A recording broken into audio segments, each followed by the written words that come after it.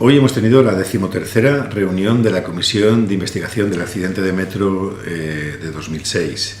Hoy era la esperada comparecencia tanto del expresidente Camps como del exconseller Cotino, aquel que fue a visitar a algunas víctimas a ofrecerles trabajo y otras prebendas. La primera de las comparecencias hoy ha sido de Víctor Campos, que era el vicepresidente del gobierno y fue el responsable del comité de crisis, del gabinete de crisis que se creó, y a diversas preguntas sobre el origen del accidente, sobre cómo se gestionaron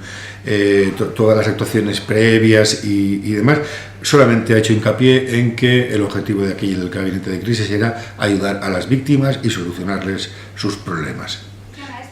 No ha querido hacer ninguna reflexión respecto a todo lo que hemos sabido que se ocultó en aquel momento por parte de Ferrocarrils, los descarrilamientos previos, los informes de las auditorías destacando deficiencias, el informe de la consultora que aleccionó a todos los comparecientes hace unos años, el hecho de que una baliza hubiera evitado el accidente. Todo eso lo ha obviado, no ha querido responder a eso y ha hecho hincapié en que hicieron las cosas bien y que intentaron ayudar a las víctimas. El mismo mensaje exactamente que ha transmitido el señor Camps y que ha transmitido el señor Cotino en sus más de 2 horas de comparecencia cada uno de ellos.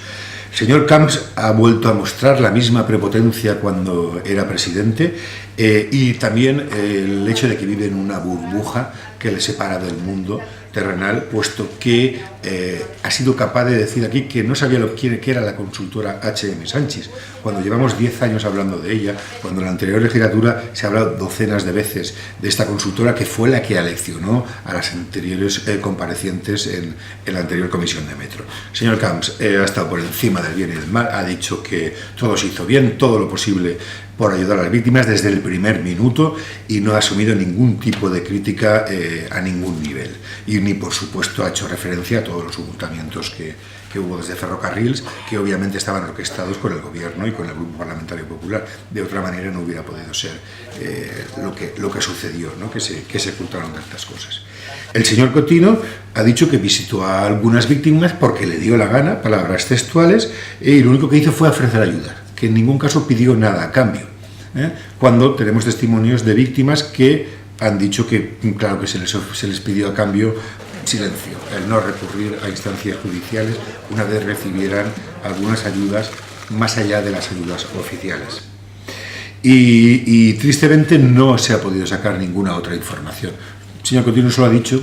así, que le hubiera gustado poder ayudar más a las víctimas. Tampoco ha concretado en qué sentido. Bueno, ha sido así de decepcionante, así lo han mostrado las víctimas y todos los diputados, excepto los del Grupo Popular, obviamente, pero bueno, es lo que ha sucedido. Después ha comparecido el conseller posterior de Infraestructuras y Transporte. Hay que recordar que el que estuvo entonces murió en 2009, el señor García Antón. Pues el señor Flores, que fue el siguiente conseller, pese a haber tenido 48 manifestaciones, concentraciones de las víctimas durante su mandato, ha dicho que para él el accidente era una cosa cerrada, olvidada, se había cerrado como un accidente y que él no tenía por qué hacer nada más, que durante su época se invirtió mucho en seguridad, se puso toda la seguridad que no tenía la línea 1, eso sí que es cierto, que seguramente, claramente hubiera evitado el accidente, pero no ha hecho tampoco ningún tipo de autocrítica de toda la gestión previa y posterior al accidente, ni por supuesto a todos los ocultamientos. Y por último hemos tenido la comparecencia del secretario judicial, que la verdad es que pues, no ha podido aportar nada, puesto que el caso se encuentra ahora mismo abierto en los juzgados y todo pues, forma parte del secreto y él pues, no ha podido aportar ninguna luz. Bien, el próximo lunes tendremos la comparecencia de las víctimas del accidente, de la Asociación de Víctimas que ha estado peleando estos 10 años y os contaremos lo más significativo.